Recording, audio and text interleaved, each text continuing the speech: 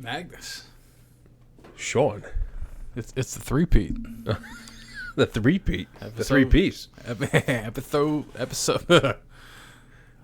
Ugh. I've had too much coffee today. Hey, man. Episode 3 That caffeine, dude. of a podcast Yeah. to surpass Metal Gear.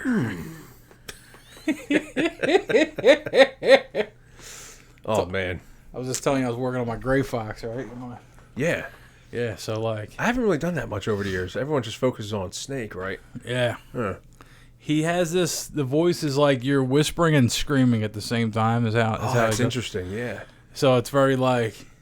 That I never thought of that. He's like, tell her I was the one that killed her parents. You know, he's just very like, he's raspy. That's on point, dude. You think so? That sounds pretty good, yeah. Yeah. The combination of what you just said, that works. Like, he has sort of two different tones, I think. Like, Yeah. one when he's talking in the Otacon's office to you. Yeah.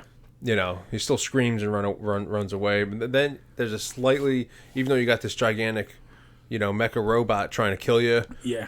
And, you know, him and Snake are having this weird, calm. They have a moment behind behind the ammo container. That's different. And then it's almost, it's the same voice actor and everything, but it's almost a little different. Yeah. You know, when he goes and fights Metal Gear and he, you know, a cornered fox is more dangerous than a jackal. It's like stages, whatever. It's true. Yeah. That was good though. That was Nice. Clash of bone and sinew. I don't think I can do it. I never really did Frank Yeager's. It's really tough. I was in my room one unique. day. I was in my room one day doing it for like a half hour, like hoping that my mom wouldn't hear me. Practice. Yeah, it should be like, what are these voices? Yeah. What else? Yeah. What else does he say? I'm trying. Anybody that ever hears this that has no idea what these characters are, they're like, Like what are these dudes talking like that for? Like they would know that we're goofing. You know what I mean? They would know. Okay. They're not. These are two goofy dudes going on about something. And that's all they would know. They wouldn't. Well, what the fuck else does he say? He's not. He doesn't have a huge. He doesn't have a huge repertoire of like dialogue in the game. He does have a. They don't even count. I was going to mention the Codex. The Codex is just him warning Snake. The first time he warns him of the Claymores. You know, I'm one of your fans. The second time he warns him through Kodak, you don't even see his face. He's just this. You know. It's just this phase, you know. It's just a screen out. You don't see him. He warns him about the electrified floor in the B2 basement of the nuclear warhead storage facility. Oh yeah. That's another time. If he does it again, I forget where or when. Yeah, I think that's it for him, right? He warned you about the mines. He warned you about the floor. Gives you a couple. Yeah. Well, I mean, and the only time you when do you see him? I mean, besides the part with Ocelot, the part where you fight him with Otacon, his office, you do see him. I don't know if it's canon or not, and a lot of players didn't. You know, we were talking about this last episode in the prison.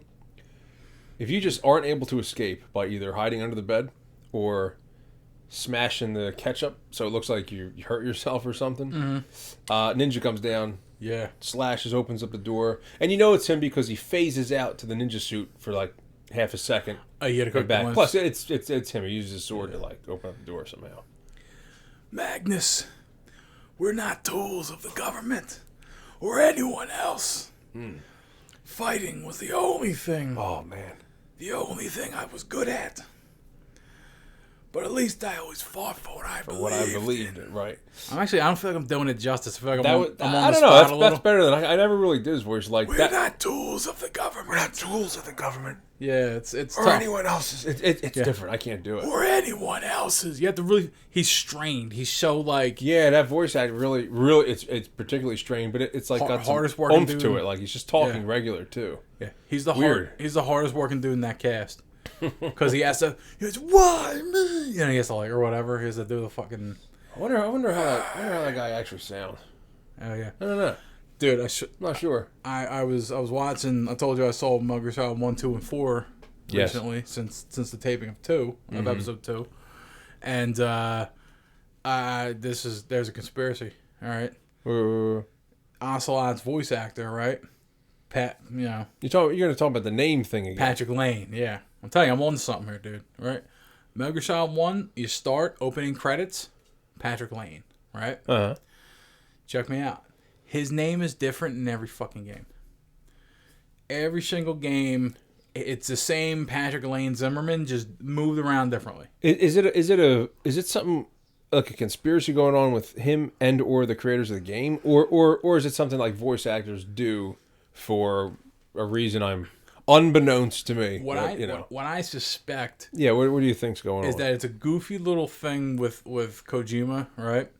Where Ocelot's a different guy every game, right? He is like a double and triple spy all the time kind of thing. He's a chameleon throughout the game. Yeah, right. He works with different people. You never know who he's with and what he's actually doing. Nobody he's fucking around. Yeah, so it's like he's Pat Zimmerman in 2, I believe. Yeah, I don't remember. Yeah. I think in 4 he's Patrick with a C again. I forget if it's Lane Zimmerman or if it's Zimmerman. I don't know. But I think in 5, I think it's Patrick Lane, quote, Lane Zimmerman. What's the voice actor's actual name, like on paper? What's his actual name? I think it's Patrick Lane Zimmerman. Lane being his middle name. Like, is that like, I mean, maybe you don't know this, but is that like how he just spells it normally? Like because he does a lot. You go on YouTube or you read articles. He does a lot of interviews. Yeah. Well, I don't know if he's done a lot, but like you can read a few and see a few, right? Yeah. How do they introduce him? Like, you know what I mean? Like, what is his official name? That's what I'd want to. I think his government name is all 3 names. That's what he goes by in general. I think so. It's just Pat Zimmerman, pretty much. Next time, I mean, I'll read some article on Google of an interview, or I'll just pop on YouTube. Yeah. Such and such interview, and yeah, you'll see how he's introduced. I mean, it's kind of like me a little bit. Like, I don't introduce myself as Sean Brian Donnelly, right? Right. I've gone by Sean Donnelly. Sean the Don. Yeah. I don't think any human being says 3 names. I mean, unless it's like some people legitimately have like they sort of have like 2 sort of first names, but like it's the same name. Yeah. Like Billy Bob, Mary Jo. There are certain names that's just like it's one name. Legally, sometimes when folks get married, they will adopt the last name of their spouse, but they will also legally keep their maiden name. So they will have 2 last names. That's true. Legally. There's that, right? It's got to mesh well, or it's got to be one of those like St. John, all right? Like, remember that? All right, yeah. yeah. Patrick St. John. St. John. Yeah. Reminded me of like, what's that guy's name from Deadwood? Swingen? Oh. Swearingen? Oh, okay. Kind of reminded me of him. Swearingen, I know that name. Swearingen or St. John? Oh, Jesus. I don't know. I haven't seen that. It's on an old show on HBO. I think the only human beings that state their full name are either people that are presidents or who have shot presidents. Huh. You know what I mean? They all seem to have 3 names anyway. Yeah. Which is weird. If you have 3 names, you're either the president... Or you have attempted to... Yeah, or you're a notorious assassin or serial killer, and we have to distinguish you from other people. You know what I mean? Right. Just with 3 names. Like that's what it is. John Wilkes Booth, Lee Harvey Oswald. Yeah. John F. Kennedy. Look at all the presidents. Yeah. I mean, a lot of them. LBJ, FDR, JFK. They all go by their full names. So what exactly... Oh, sorry, I'm a little... what was the conspiracy for the voice actor for Revolver? I think they're being goofy, and they keep switching the guy's name around in every game. Yeah, but he might be requesting this. I don't know what's going on. I don't know what's more. I don't know what's going on. I don't know what's more insane. It might not be that big. This might be more commonplace than we might think. We're just. I'm gonna keep my eye open.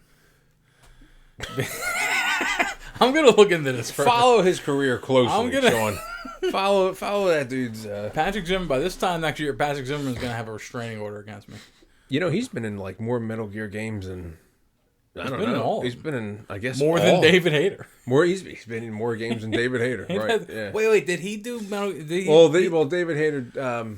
Did he do Snake? David Hayter did do Twin Snakes, if you're gonna count that. Yeah. It's a remake. It's not like a different game. But also Patrick Zimmerman was in it. He was in that too. Still did Ocelot. Still did Revolver. Hayter was left out of 5. Right. And I think Ocelot's in all of them. Right. Yeah. Who else is in the majority? Otacon is always. Oh yeah. And Otacon's still in the 5th one because he plays. Yeah, he plays Huey. Plays his father. Right. Yeah. So. Well, I think Snake Eater. There's no Otacon now. No. There's just he exists. His father exists, and it's the same voice actor, but he's not in that. Sokolov. Yeah. He is in Peace Walker. Yeah. But you don't. There's no voice. Oh, is it all text? Or I'm thinking of the first one was Portable Ops. Oh, Portal Ops, yeah. Before that, right? That was all. The cutscenes were just like a comic book, just different. Yeah, I've seen it. I've seen the movie of Peace Walker. So yeah. I mean, where was I going with that? Yeah, Otacon's that guy, Christopher, something with an R. Randolph or something. Yeah, I think so. He's in a lot. So I don't know. Hey, weird conspiracy names. Yeah. Oh yeah. So all right. So we're at right, or we just beat Vulcan Raven, and we're on our way down to Metal Gear. Did you want to talk about that first? Or did you want to? I wanted to. Yeah. You said you had a note or two. I do. I have a few notes. When you walk into we forgot one or two things. I'm gonna play the ombudsman of the podcast and go back and clean up. You know what? Okay. Well, I'm not gonna explain it to the audience. Just as long as we know what it is. Yeah. All right. So check it out. When you go down the bloody hallway on the way to Otacon, when you walk into Otacon's office, the ninja is stealthed up. Otacon's on the ground, crawling backwards. Like I did watch that the other day because I wasn't really sure. Yeah. And then he reveals himself. He's about to kill him. And they reference that in 4 when you go back into Otacon's office to open up the security. Right, Otacon's he's on the ground. Right. Yeah. Otacon is over the codec. He's like, Snake, remember fucking. If you didn't walk in right then, God, I would have been diced the fuck up. Right. Because the Gray Fox was on his way to smoke Otacon for some reason. About to kill him, yeah. Yeah. It's implied that he was. Yeah, he walks I'm not up. Really sure. Yeah. He walks up, he's ready to kill him. He's killed all these other guys in the hallway. I don't know why he wouldn't. Well, there was something, he's totally losing it. He's just killing everything. Yeah.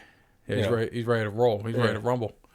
So that's how that starts. So you do that, you fight the ninja, then you find him in the locker having pissed himself. Or I think he may have pissed himself. He does it on the floor. Yeah, he does. He's like, what's with these guys? Yeah. They're like characters in my Japanese anime. Yeah. Right, says it like that, right? Real like nervous. He's Otacon, by the way, he's very much a Kojima like self-insert, right? Pretty much. Because he comes off. That seems to be what his character is. He looks a lot like him, just a scraggly nerd, He's just like, I'm an otaku, all that shit. Right. And so that's how that happens. Now, so you've seen it, so we could talk about it. So when you come back and you get the PSG-1 and you come back to fight Wolf, you smoke her, and then I believe, somewhere in that hallway, but either after she's beat or while you're heading up towards the door, right, Kodak conversation starts. And then it's a big emotional thing with Snake where he's like, damn, don't worry, Colonel, I'm going to find Meryl. And blah, right, blah, Colonel blah. was like personally upset because of his relationship with Meryl. Yeah. He doesn't want to get ever killed. Yeah. So while they're in that conversation, that's when McDonald Miller grills Naomi about her grandfather. Oh, shoot, he was Japanese. He fought the mafia in the 50s. Was it that conversation right there? It was right then, right before you walk into the communications tower. She drops that breadcrumb. Was he grinding her about? He just thought it was really suspect. Yeah, and he was just like, when did this happen? Yeah, where? Just questions like that. It seems fishy. And, okay, he said. I remember that. Yep. He said 50s. She said 50s, New York, when it really happened a little later in Chicago. Right, and apparently he was like the biggest racist, and he would have never hired anyone like him. Yeah, he would have never had that position. Yeah, I love these great figures from the early to mid 20th century. J. Edgar Hoover, right? Yeah. Another 3 name guy, right? Oh wait, did we talk about that? Was that on the pod or was that right before? That was on the pod. Okay, yeah, the 3 names. On episode 2. Yeah. So, I mean like the 3 name thing. Was that before we turned the mics on? I don't. Oh, no, yeah, just now? Yeah. I think we talked about that. Yeah. That was at the very beginning. Another dude with every initial of his name, J. Edgar Hoover. Fascinating dude, right? So he's this big racist, right?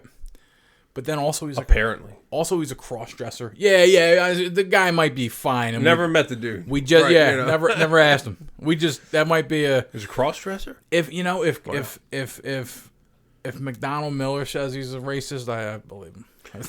Look at the intel he's had access to. Yeah, he doesn't have to do like guesswork. Yeah, look at him. He worked for the FBI. He worked for this. He worked for that. You know, he's in the know. Yeah, you know. So he was a cross-dresser, and also he kept tabs on literally every person in power. You're talking about the real character, the real guy, the not the fictional president, the actual. Oh no, I'm talking about J. Edgar Hoover. In real life, though. Okay, yeah. Huh. So, racist, cross-dresser, basically Nixon, right? Just keeps tabs and wiretaps everybody. He's got a DOS on everybody, a dossier. Yeah. He has a DOS on whoever. So just in case, all presidents, just in case he wants to, keep his job, he's like, yeah, I got a little dirt on you, buddy. Blackmail somebody, yeah. Yeah, bribes. Bribes. I want bribes. Or I tell people things. Right. Yeah, cut through the red tape. I had so much fun watching the conversation between Baker and Snake. Yeah, I just saw the whole thing the other day. Yeah. We're over the whole thing. It's talk a lot about interesting things. It's really, really great. Muff. Right. The Gray Fox. Muff. Right. Before he gets squished. That raspy. He's like, Muff. Yeah, but let's see. Yeah, so that's where that happened. That's where that conversation starts. That when we get to Naomi later, like, did you have something else? Because there was, or was there anything else? So there's a communications tower that happens, right? He walks in. Or something else we said that happened but didn't really happen, or vice versa, whatever. Or we covered everything. Here's what I think happens. We're in the communications tower. Yeah. Fight immediately breaks out. On the way up to the top, it's all asses and elbows. You're just fighting. It's just nothing but brawls, right? You get to the top. What's his face? Liquid throws missiles at you. He's like, I found a rope, and that's when he ropes down. If only I had a rope. Yeah.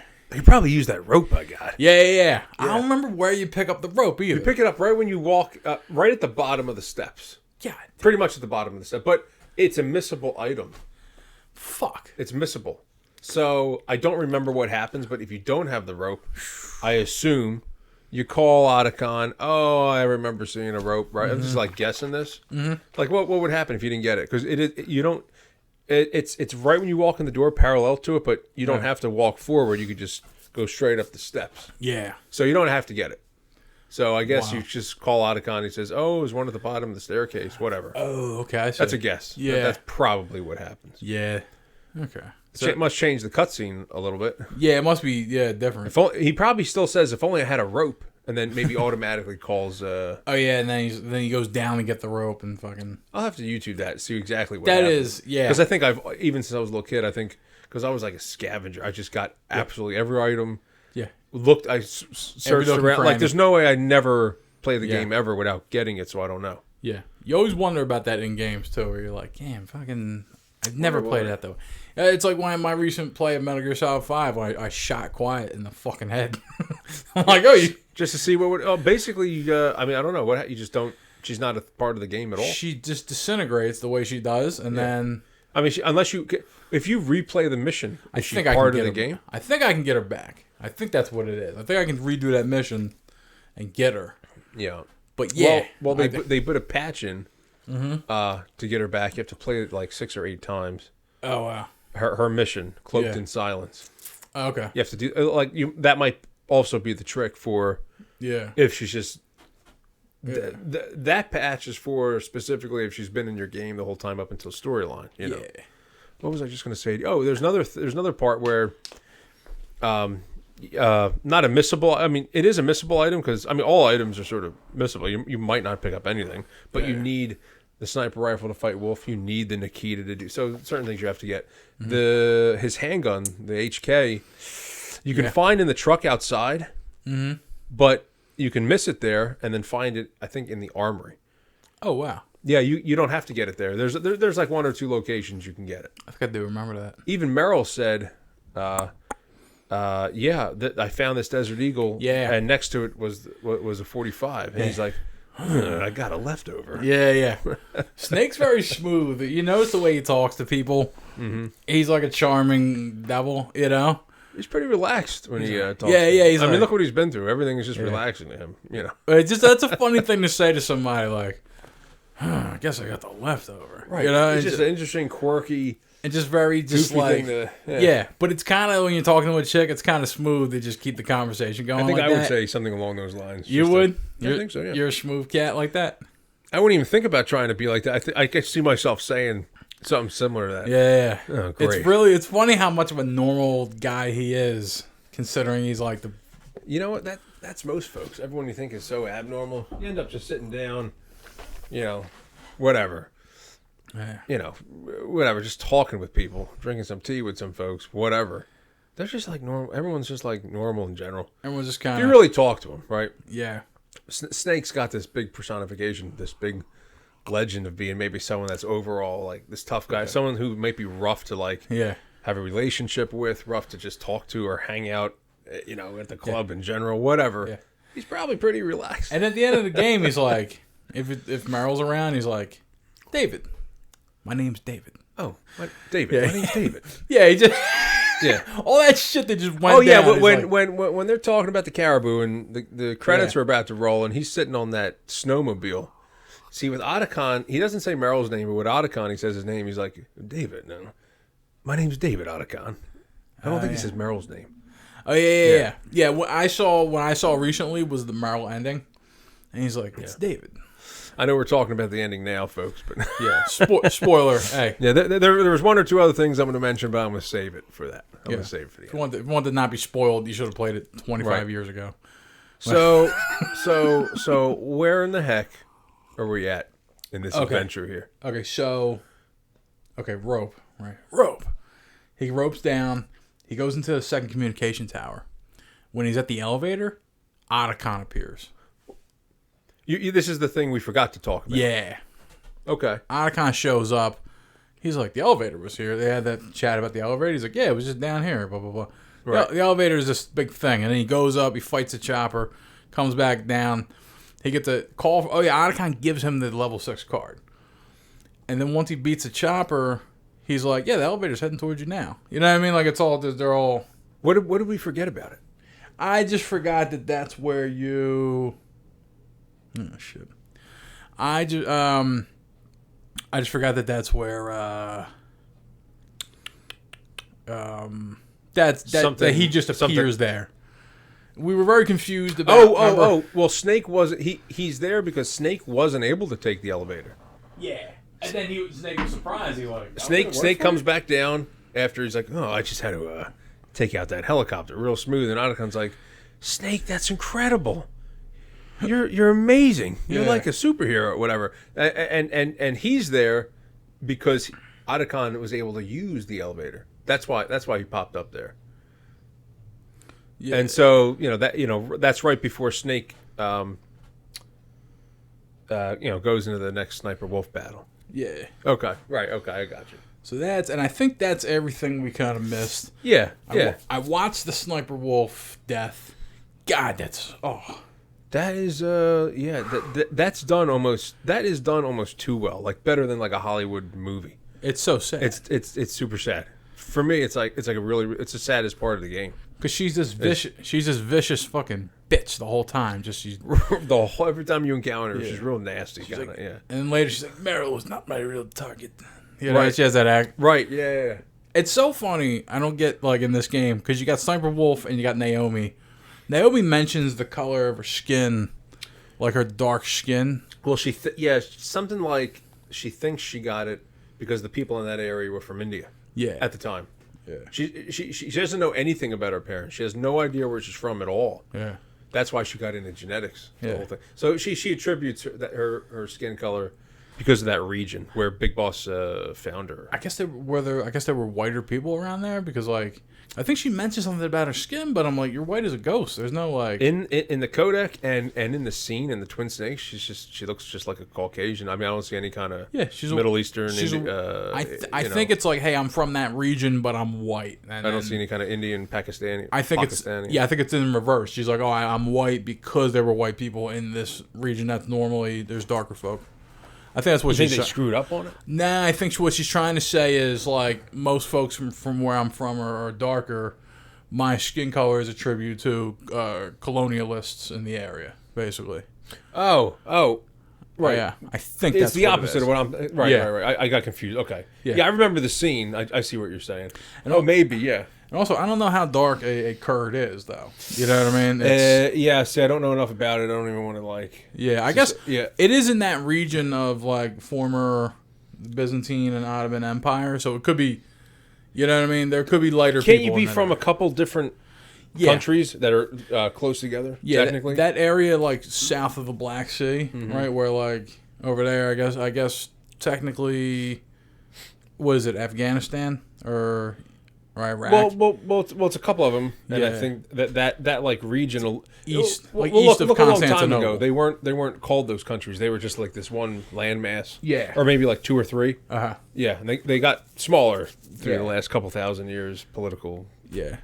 wars, famine, whatever. That particular part of the world, you know, it's the Eastern Mediterranean Sea. Okay. South of the Black Sea. It's all very who knows who's from. It's all kind of Everybody everyone's intermingled. kinda brown a little. Everyone intermingled with everybody. Yeah.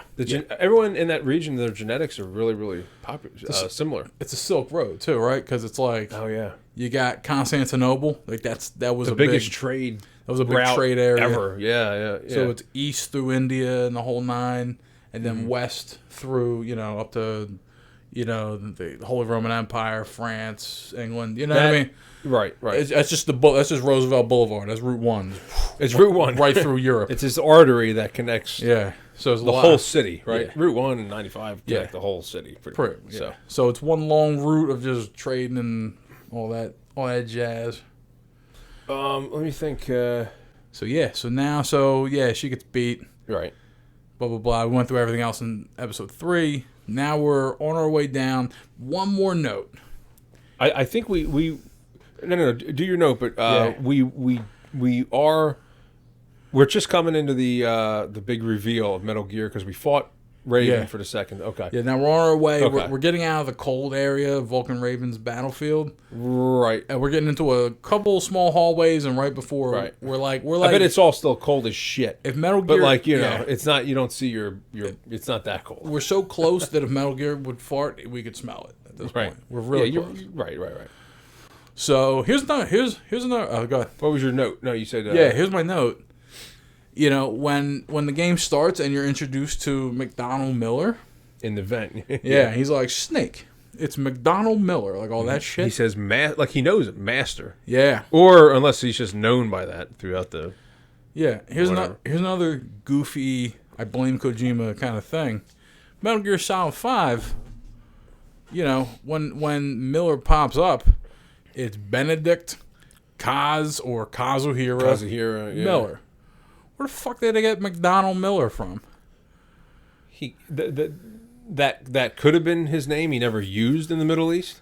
Yeah. Or with his whole crew, or he just adopted that name for some. Yeah. Maybe look, I don't know. Who knows? I mean, the truth is that could have always been his name, or he could have just adopted it recently, right? Yeah. The truth is that's one of those Japanese baseball names like Bobson Dugnut. I know what you're talking about. Made up. McDonald Miller, two American last names, right? McDonald Miller. Yeah, it's one of those names, and then as the we're gonna take burgers and beer, and put them together. And just the way things progressed, it was just a matter of, it was just That's interesting. Okay, let's just not have him have this goofy name in Metal Gear Solid 5. Let's give him a legitimate name. Was he in Peace Walker and some of those other? Yeah. And he went by Kazuhira Miller, right? That was a big part in Kaz Miller, yeah. Yeah. So, who knows? It could have been his name the whole time. Could have just adopted it. Yeah. I don't think that's too much of a big deal because it could have always been his name. It's never really talked about, as far as I know, like canon-wise. And it is such a small part of the thing that, like, if you just retcon his name, right, it's fine. It's okay. You're being cute. Everybody knows who you're talking about, no matter what name you use. Yeah, Benedict Kazuhiro McDonald Miller. Right. Like, don't forget Master in the beginning. Of Master's at the beginning. Does he talk to him in Metal Gear 2? You think? I forget if he's in Metal Gear 2. There's no. Oh, you mean you're not talking about Sons of the Patriots? I'm talking about Metal Gear. Yeah, right. Like the actual canon one they put out, the second one. Yeah. For the NES or whatever system it was for. I don't really remember. I have played them, but boy, has it been a minute. I played both of them. I don't remember. Yeah. I don't remember. I'm actually gonna watch them be played recently. I forget even some of the boss fights that I just saw on YouTube a little bit ago. Like, oh wow, Fire Soldier. There's no one else I'd rather have in a foxhole than you. Yeah, I thought that was the most incredibly gayest thing I've ever heard in my life at the time. There's no one else I ever have. Yeah, who was he talking about? He was talking about Kazu here in Miller. Was he? Okay, because I remember Snake saying that to somebody else. He's in the vent. He's going through it, and he's like, "Oh, thank God you're on the phone. You've been in Alaska more than me, you know." Right. He's like, "Well, I've lived in Alaska longer than you." That's how he says it. He really big leagues him on that. Right, and he's like, "If you have any questions about the fauna or flora out here, just call." Yeah, oh, dude. And I'm gonna wear sunglasses. They're called Commander sunglasses, I think. Oh yeah. He wears in the whole Kodak. I don't know why he's wearing sunglasses. He's got like the studio lights on and it's real bright or something. I don't know. Oh, wait a minute. What am I talking about? We both know why he's wearing them. Yeah. Ooh. I just thought about that. Bribes. He's wearing them for bribes, right? Secrets. That's why he's wearing it. I forgot about that. Shit. But so we've retconned the podcast a little. We've cleared up some things that we were. No, I think that's good to do that. We're groping around blindly in the dark. Yeah. We've cleared up a few things. What's our? So. What's our hour count? Hours. I don't know. Let's check. What do you got? Half hour. All right, we're good. Sweet. So, at about 4:20, we'll click, do our thing, and then boop. Boom. All right, so just making noise on the fucking mic. All right, so we're on our way to Metal Gear. Yeah. All of a sudden, Finally, the big reveal. All of a sudden, Snake hasn't taken a shit at this point in the game. Yeah, that's not really in the game. So yeah, any game that doesn't have toilets bothers me. There's toilets. Yeah, there's a couple bathrooms you go into. Yeah, he just never uses. You can go into the prison. Couple. There's just no option to use it. Yeah, there is a game where there is an option to use it. I thought it was cool. It was a really cool detail. I think like the last three Duke Nukem games. Oh yeah, Duke Nukem goes in the bathroom. You can use it. Yeah, and he says something. And he's like, "Oh yeah." Yeah, some kind of smart ass phrase. Yeah. Something, whatever the hell he's saying. Dude. Drop some kids off at the pool. I think that character's got the best phrases of all time. It's pretty funny. Video game wise. Oh, yeah. All time. Duke Nukem as a kid was really like, wow, this is how grown-ups talk. Like, oh, jeez. I kind of wanted to be like that as a, as a youth. I wanted to grow up to be like that. Right. Like, fuck yeah, I got a machine gun and I'm shooting up strip clubs and I'm fucking people. You know what I mean? It's all very yeah. Well, his whole shitstorm of revenge started when the aliens came down. He didn't even care about aliens coming down. The problem was they were stealing all the babes. Well, that was a time to kill. I think right. Played a couple of them. I thought it started because the very beginning he says, "That's it. Those alien bastards messed up my ride. They just screwed up his ride. It was a bike or something. Whatever it was. He's so cool. Then it's done, right? I know somebody like that. if they do that to this guy, if you scratch the aliens, let me tell you something, are in a lot of trouble. All of a sudden it's bad for them. Life becomes bad. Doom. Right. It'll be just chaos and mayhem and anarchy. And, that game. It'll be bad. So we're on our way to Metal Gear. Yeah. Oh yeah. So we walk in we dug a few things. We walk into the hangar, right? And he looks up and he's like, "Oh, finally!" It's like the scene in Jaws at the end where you finally see Jaws. You know, it's all been obscured up until this point. Remember? Oh yeah. You don't see the monster for a while. It's all kind of it's hazy. And you see the whole because you could go in Metal Gear. You can go in Metal Gear Solid. You can go in first person and look around. Yeah. So you can see the whole thing. Yeah. So you see it. You come up to you make your way up Metal Gear, and then there's a control station like where they right? Where they launch from, like the yeah. Well, you actually, I just want to point out, you actually have to like climb this thing. There's like there's no like steps or railings. There's ladders on his leg, and then you crawl a little catwalk, or you walk a catwalk. Then there's ladders on the back. Then you do it again, and then there's another ladder. You have to like climb it a little bit, and then you get to this control room or whatever. There's a word for those things, like just the catwalks and the ladders all combined. I forget what they call them. Not scaffolding, no. Basically scaffolding, not the scaffolding that we. You're know. thinking of something else, maybe. I don't know. I don't know if there's like if they have a technical name. I have no idea. I think it's those things that Elon Musk recovers every time he does a rocket launch. Remember they grab like the railings or some fucking name. You talking about catwalks with ladders? It basically pretty much. Oh, there's a name for I don't know. There's a thing whenever they launch rockets. Oh, I think they just drop. They drop down. Well, there's something you can walk across to it. Yeah. Back in the day when there's a word for it. Oh, I have no idea what they're called. Oh, there's a technical word. We'll get back to that. That'll be episode 4, notes. Right, notes. Notes, yeah, bribes. Right. No, but he climbs he climbs all the ladders. He traverses the catwalks. He finally gets to the top, to the nose of Metal Gear. He's staring it right down the barrel. Right, son of a bitch. And there's a room where they command. They enter in commands from. It's a whole control room they got right in front of Metal Gear. Yeah, they control the. Also, real important. That's where they put in the codes. Yeah. The PAL system. 2 different passcodes for the nuke. Yeah. To arm them. Yep. So you roll up to there. Ocelot and Liquid are having a conversation. Right, yeah, that's a pretty lengthy little cutscene there. They talk about a bunch of different things. This is the last time you see Liquid with a shirt on, all right? Oh, that is the last time, right? Yeah, I believe so. The rest of the game after that, he just decides to not wear any clothes from the waist up for some reason, but except gloves.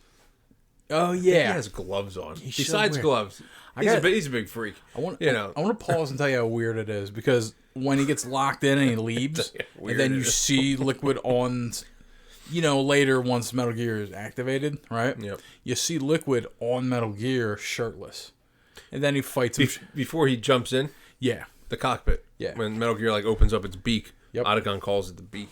Oh yeah, yeah. You see him. That's when he's first shirtless. Now, Now, when you fist fight him later, you wake up, he's shirtless, and you're shirtless. Yeah, right. He's got a thing for dudes being shirtless. I guess he just wanted to fight Snake also without a shirt. Mm-hmm. But then again, you know what that might be? When you're in the torture chamber.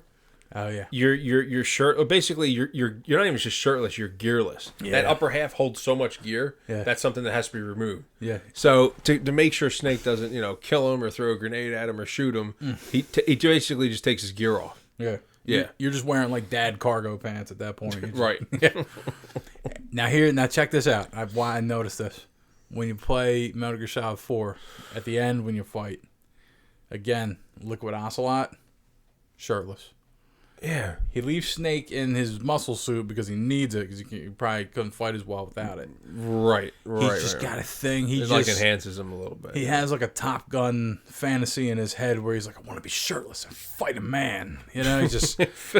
Not necessarily a person, but a man. He's like, I want to grease myself up and fucking kick shit. It's it's weird. I don't know what... It's just they never really talk about that. Or why? I don't know. It's just a weird observation. Something I noticed. Something I decided to kind of zone in on a little too hard. It's just a character tick of his. It's just something I think. Because Metal Gear Solid is a deep, epic game, but also I love to take shit apart like that and laugh about it. Right. So it's like, while we admire Metal Gear and it's like great, I want to fucking cackle about all the dumb shit that's you know what I mean? And that's one of them. Just the fact that he's just... There's a lot. A greasy, shirtless dude in a gear. Yeah. Well, I guess that's the way to do it. If you're going to, stand your ground in a Metal Gear, shirtless is probably the way to go. That's how I want to... Honestly, now that I think about it, that's how I want to go out one day. You know what I mean? Like, as a warrior, if I got to go out in a blaze of glory, I fucking like I'm fat, but like I take my shirt off and I'm Shirt's like, coming off. I have an 8-pack suddenly, right? Right. In the final, just two machine guns, just fucking bring it. That's how I want to go out. Just fucking go out literally. The old phrase, guns blazing. Yep. Throw a couple fucking pineapples. Throw a couple elbows down on the roof. Those two. What do we call that? We got the comb your hair to the side. What's the? Oh yeah. I forget what you said. Call a few airstrikes in. Airstrikes. Bombardment. AKA elbows from up top. Yeah. Calling an airstrike. Jesus. That'd be a great wrestling. He's calling it an airstrike, and he's up on the top rope. Right. Boom. Those announcers overly getting like over the top excited about something that may or may not even happen. Yeah. A guy might just roll in the fucking right moment and break his elbow on the canvas. Those I think we talked about this a long time ago. Those announcers for sports, they're really weird, man. A little too much. Yeah. They just scream at the top of their lungs when something may or may not happen that they think is exciting, or they're just getting paid to make people think it's more of an exciting situation than it is if they're listening on radio or on the internet, whatever. Yeah. But then you watch certain sports like certain European racing and golf. It's just like tennis. Oh well, he's about to tee off. Fencing. We gotta watch. He's about 3 feet from the hole. I mean, it's really like calm and. Could you imagine that for like at the Super Bowl? That would be, dude. That would be so great. Okay. They're tied. There's about 3 seconds left on the clock, and he's about 3 yards from the touchdown. Like overly, like almost like ASMR kind of thing. Yeah. Like the golf, and then like have an announcer from like. Basketball or football or baseball or whatever do the golf thing like over the top, like why is this guy screaming? They like everyone is super quiet in tennis and golf when someone's making a tee or a putt, whatever they're doing, right, or a serve, whatever they're doing. If someone is loudmouth, whatever, they stop and say get him the hell out, and they're out.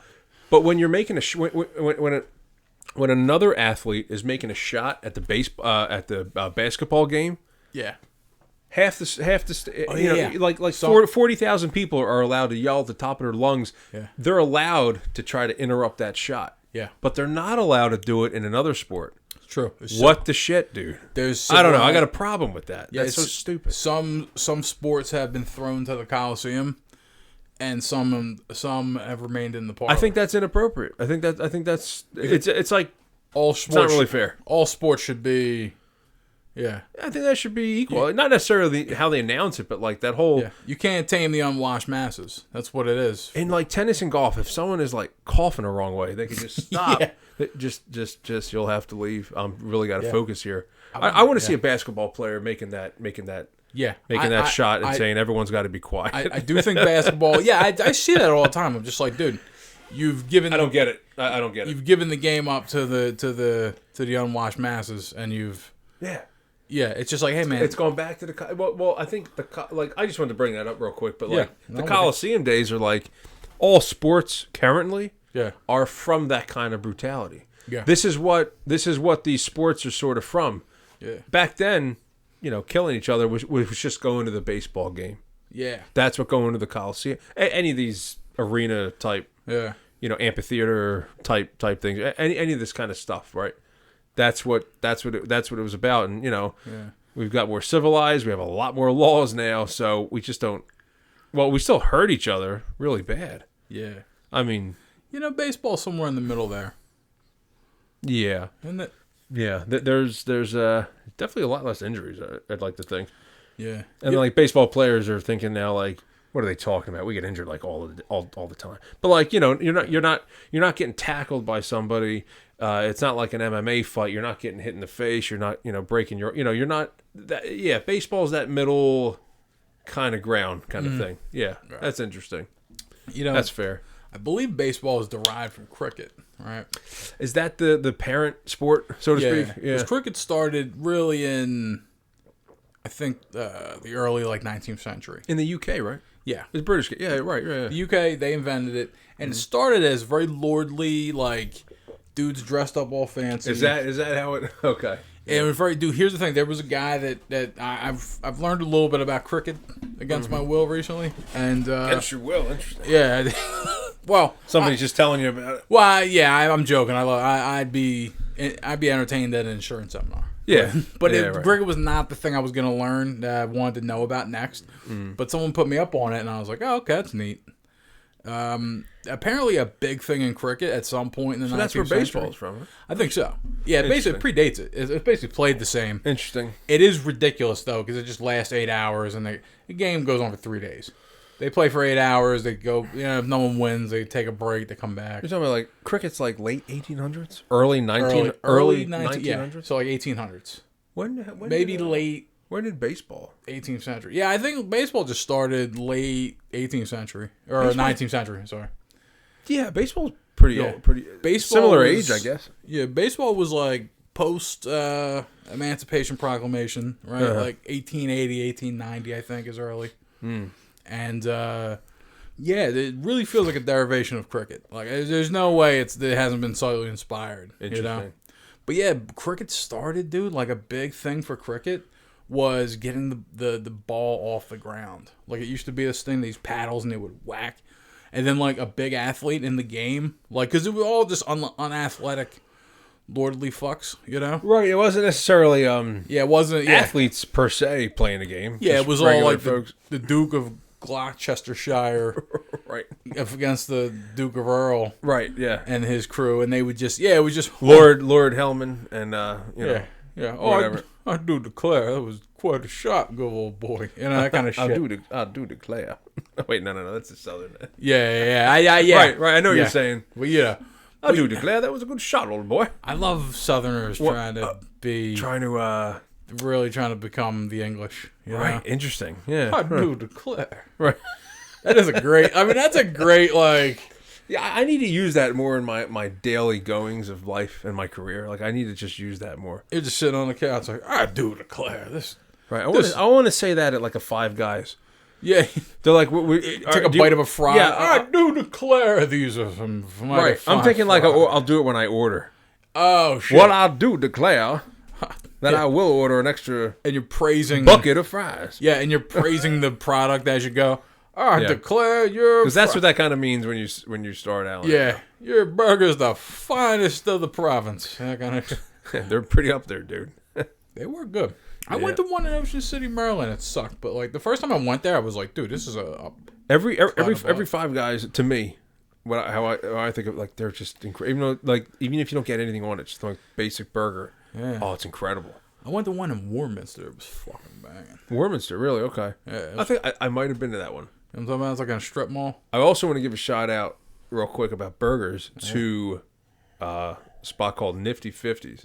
Oh yeah. Yeah.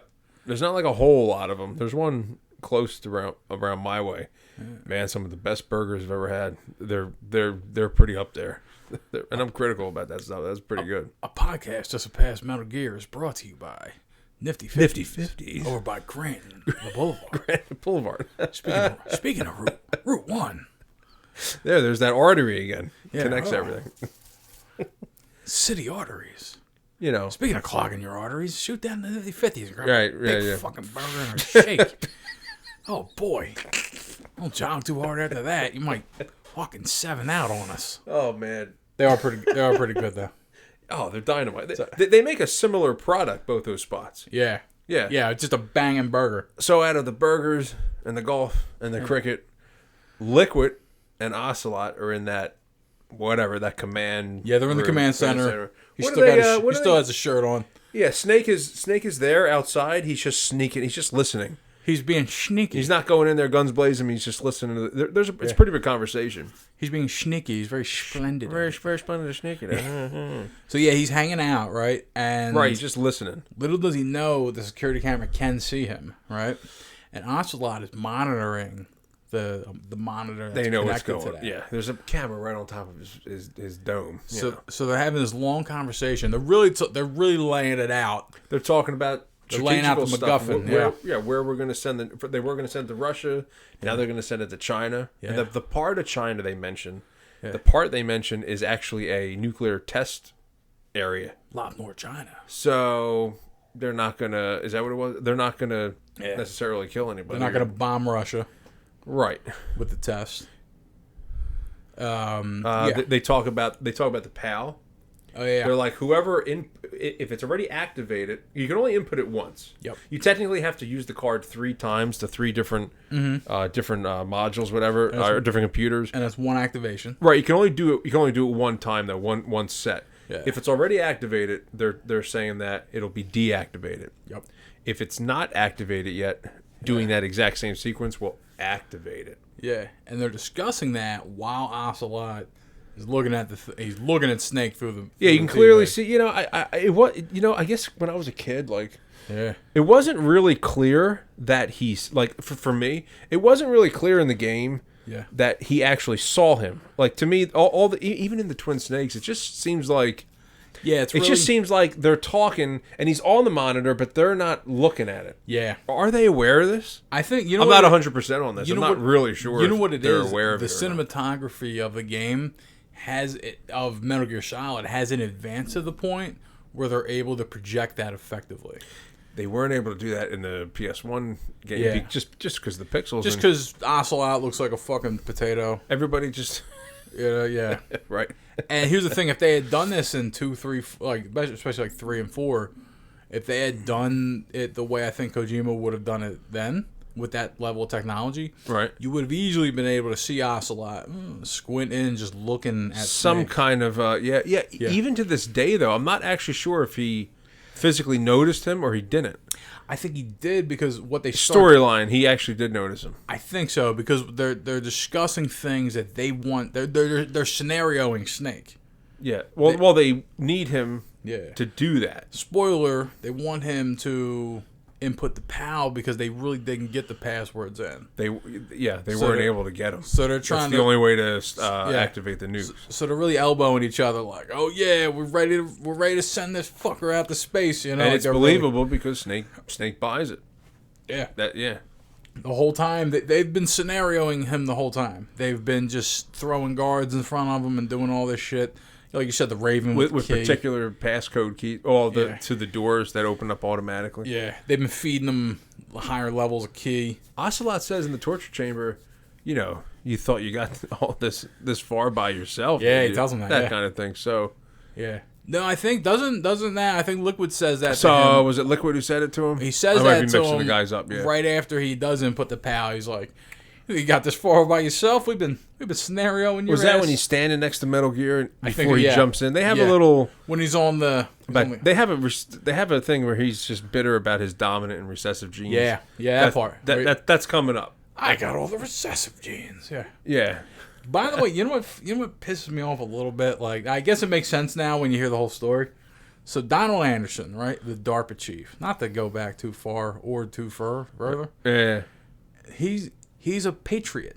He's one of the patriots. He's one of the movers and shakers of the fucking world. And it's Sigget. Yeah. Yeah. When you meet him, Snake. Yeah. Yeah, and when you meet him, he only has the level 1 pass key. Like, you're the fuck, you know what I mean? And right. It really is. It makes sense because it's right, but that's not. It's not really him. Yeah. If I see what you're saying. You know what I mean? Snake should have said to him exactly what you said, dude.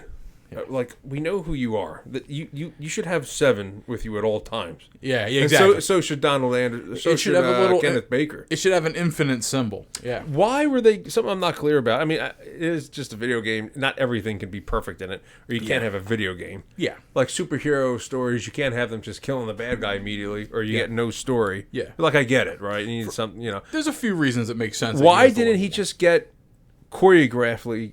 If that's a word, just get the 7th card right away so he can go in all areas, do what he needs to do, input that, activate. Why didn't he just get the You know what? Because Liquid could not scenario Snake the way he wanted to if he could just go to the end. He had to have him go. He needed to see But I mean, that's their goal, though, to have him... No, but he needed to bump into Baker and learn things, and they needed to bump into Otacon, to Merrill. He needed to go through these things and talk to these people to get the whole picture on what needs to be done with the PAL. And if he if Decoy Octopus just said, "Hey, here's the infinite key," Key to the city. Just run to the end of the base. Key to the archipelago. No goes over there. He just runs there like a dumbass, doesn't know what to do. He's like, oh, fight it, I guess. But not all keys were choreographed from Foxhound. You know, those people. It's true, yeah. Some of you got just normally from Merrill or from this or from this. So yeah. We're sort of diving in. Yeah, with that, we're diving in. I just there's a couple reasons why a guy that high up, like one of the people who runs the world, would only have a level 1 key, right? Right. Because if you're the boss, you don't need to access these fucking. You know, you just pop through, do your little inspection. Hey, what's up? See you later. You don't have to have that much access. And there are reasons. Like I said, there's certain stories. I don't want to say plot holes, but there's certain things that are going to be difficult for writers, even for Koji. Like okay, well, we want everything to make sense, but you know, we have to have a video game with a bunch of stories. So I'm gonna. Yeah, the game, the mechanics of the game at some point clashes with the story. Like why do no go ahead. And a guy that should have access to the entire base just has access to level 1 because. It's a game. Yeah, that's goofy. It's a game, and you only want to move up in stages like that. You know what I mean? So, you're leveling up. Yeah. Each boss fight, you're leveling up. Yeah. So for that reason, he wouldn't have it. Flavor-wise, he could. You know, he runs half the world, so it's fine. He doesn't need. You know what I mean? He doesn't have to go down to Otacon's office and fucking grill him. You know, he doesn't need to go here and there. He just needs to walk into the front door. Hey, what's up, guys? Just meet me there. We'll go through. Are you doing your job? Cool. I'll see you later. I mean, we understand why stories are written kind of like that, just to extend things. But like another thing where players, I think, were really confused about. Mm-hmm.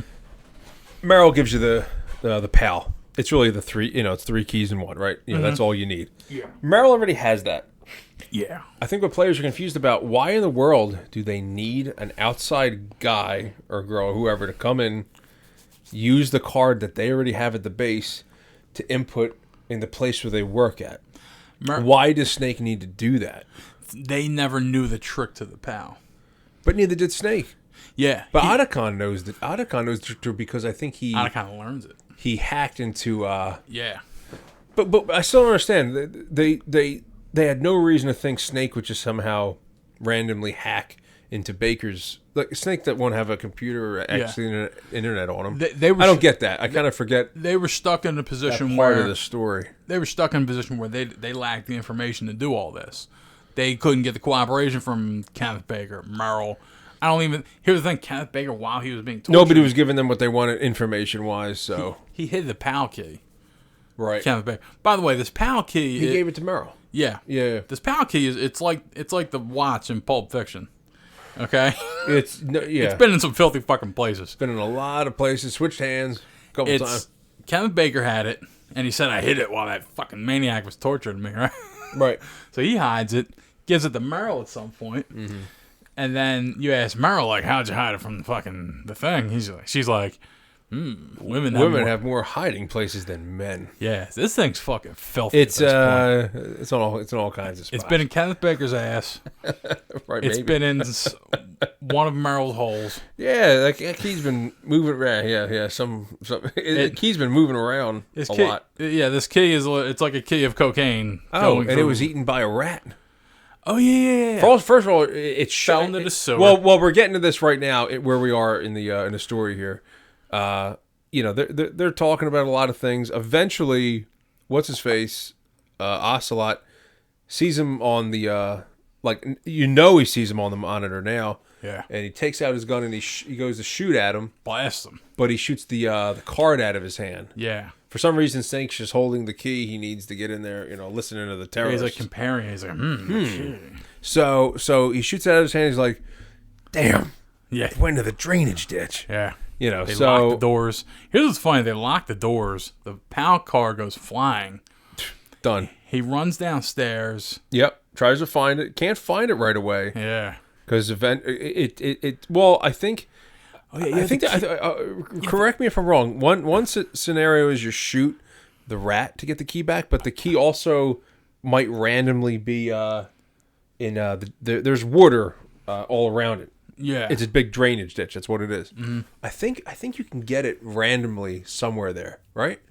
Yeah, it's around. You don't have to shoot the rats to get it, or is that just a quick way to do it? I forget. I think I was shooting rats. That's something I'll have to watch again. You punch rats while you're on the ground. I forget what you do. I'm remembering I found it. Just you put on your easy way to find it I forget about this scenario, but that where you have to shoot the rats, but if you're able to find it real quick, I think you can get in the drainage ditch. You put on your thermals, and you're able to see it easier. I'm pretty sure. Thermals are a fucking lifesaver in this game. Yeah, they have a lot of real practical applications in that game. I want real life thermals. I want we'll just go online. We'll get ourselves some night vision and actual thermal goggles. We got flashbangs. Yeah, we got the flashbangs. Start our own revolution, Magnus. Yeah, right. Start our own revolution / soldiers without borders kind of deal. Don Sans Frontières. Sans Frontières. Dons without borders. Right. Yeah, so we got those and the flashbang. So we do end up they end up locking the doors to the command room. They lock them right away. Yep. You get the PAL key. There's I remember there being an alert, a storyline alert. Yeah. Soldiers coming. You got to fight them. You have no choice. Yep. Or you could run out of there throwing stun grenades. That works great. That's the move. Yeah, that's what I did. You dodge the alert. You come back. Command room's empty. It has to be Open because they need him to. They need to scenario him.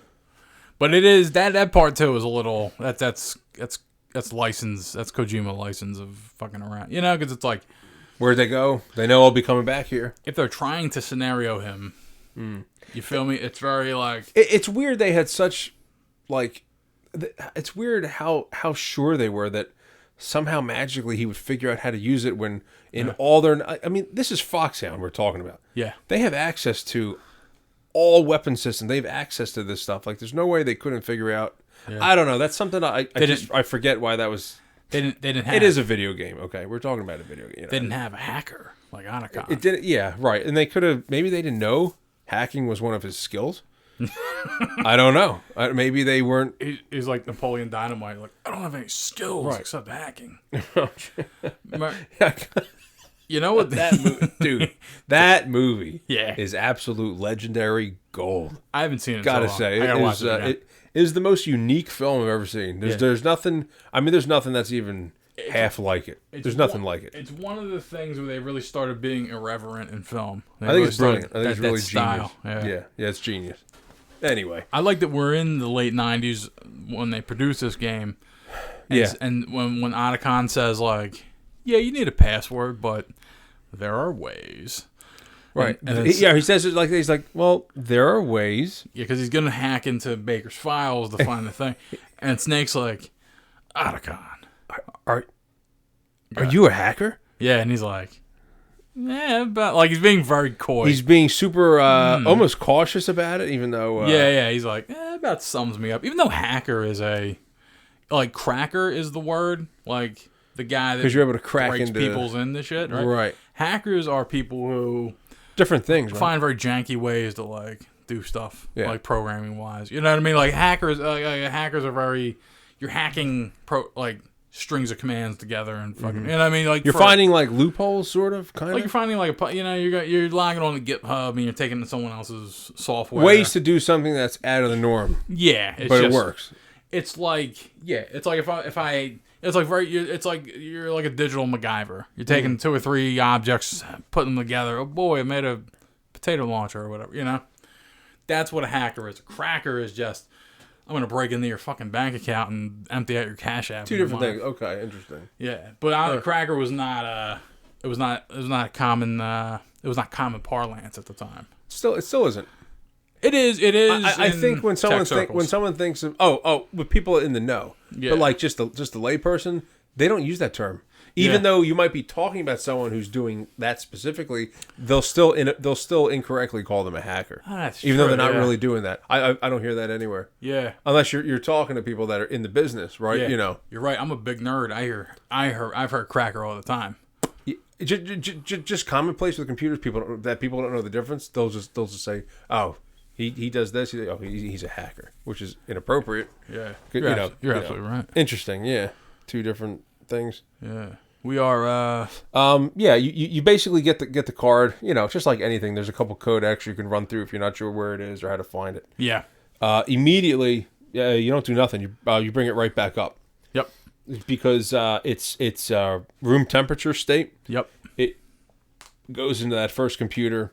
And then when you put it in, you hear some like input code. You know, it's some girl's voice. Yeah. And like the tower, whatever it is, looks like a tower. It just drops into the desk. Yeah. They're standing up straight, right? They're like 3 pillars. Yeah. So that's active. Probably a security reason why that happens. I like the fact that it's 3 laptop consoles. Like they made it like it is 3 laptops, right? Like it's funny that they had these 3 separate laptops they set up on a desk somewhere. Couldn't it have just been one? It could have been 3 on 1.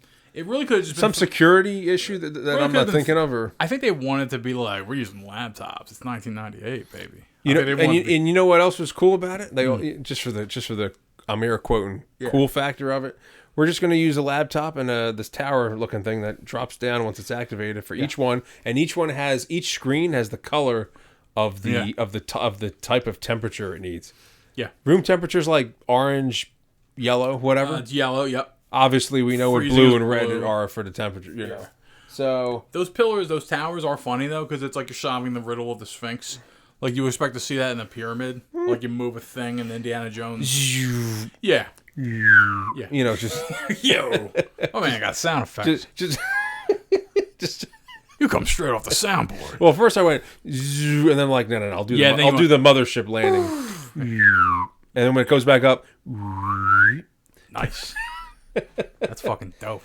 Just like anything you call, just like anything, you know, the codec is the whole game to find out shit. Yeah. You know, especially your first playthrough. Yeah. Okay, so they're taught you kind of know where it's really cold, and the place to go is where you fought Raven. That's like the coldest. Yep. It just looks the coldest too, whether it is or isn't. You see your breath kind of thing. Everything's frozen. You don't have to hang around too long. What does it take? A couple minutes, minute and a half. Yeah, a little bit. Yeah, it's not right away. It's not like 30 or 40 seconds. It's you know.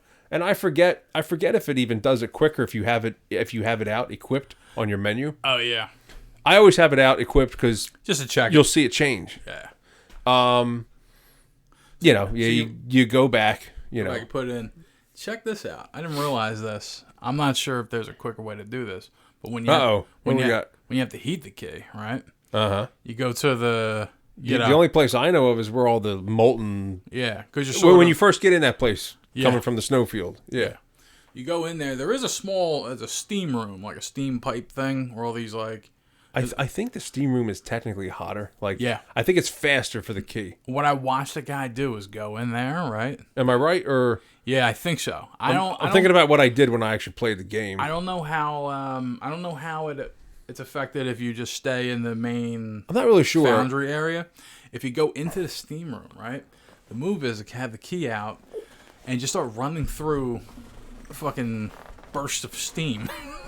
And you damage yourself in the process. So it's faster that way? I watched a guy do it for some reason. I forget if I did that or not. I might have. Yeah, because I think you can hang around and it gets hot at some point. I think I remember specifically, but I'm thinking like this whole room is really hot. I mean, okay, in like real talk, in real life, you can't work in that environment without a heat suit. Yeah. You ever see what they wear when they're pouring metal from these huge vats of liquid metal? They wear like these real reflective. Yep. It keeps you cool. Astronaut suits. The heat just literally it reflects off you. You can't walk in that room. You can't walk anywhere near where there's liquid metal just right underneath the floor. All that heat's coming up. So I think I crouched next to it. That snake. I think that's what I did a couple times. Yeah. I think anywhere in that room is good. Right. I don't think it matters. I think if you hang around enough, it'll do it. Mm-hmm. And then there's maybe faster in that steam method. And then it's just a matter of making it through the frozen area ASAP. Because I've had a few. Oh, you got to be you can't. You're right. That's a good point. I was going to bring that up. Yeah, because if you wait too much, that key is eventually going to go to the room temperature. Yeah, you got to run through, chaff, stun, whatever you got to do to get through there. Yeah, don't fight anything. Boom. Don't do nothing with the cameras. Don't like hide up against the wall. Yep. Like you said, just chaff. Yep, just run through. Because I think even if you hang around in the hangar for too long, they're going to eventually turn in the room. Yeah, I don't even think you have to really, really rush. Just basically don't do anything. Just do what you got to do to get back to that control room. So you input, you input the laptop on the far right. Boom. The red one. Yep. And check me out. Son of a bitch. Guess what happens? Actually, let's save that for episode 4. Really? Because we're up to an hour. Oh, okay. To the viewer, Ooh, they're going to do it next week. Gotcha. We're just going to hit a button and talk about it. But it'll be... Okay. Yeah, and that way I can go pee. Yeah, you want to do that too. All right. So, guys, this has been episode 3. Episode 3. Nice. Of a podcast, Surpass Metal Gear. Yeah. Brought to you by Nifty 50s. Home of the best burgers. Eat great. Nice. All right, guys, we'll catch you. We'll catch you next time. Catch you next time.